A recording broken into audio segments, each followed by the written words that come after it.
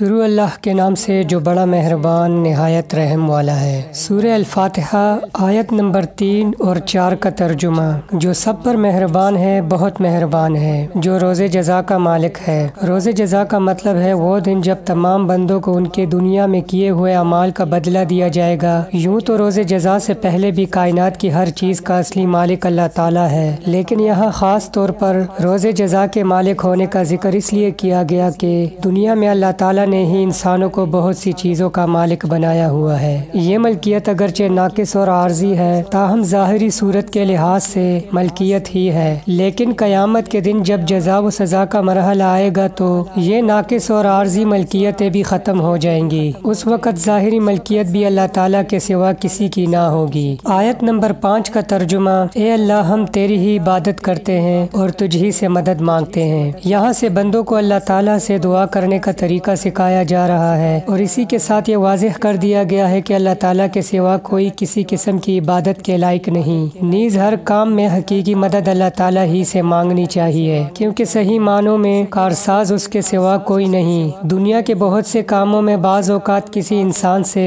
جو مدد مانگی جاتی ہے وہ اسے کارساز سمجھ کر نہیں بلکہ ایک ظاہری سبب سمجھ کر مانگی جاتی ہے۔ صدق اللہ العظیم۔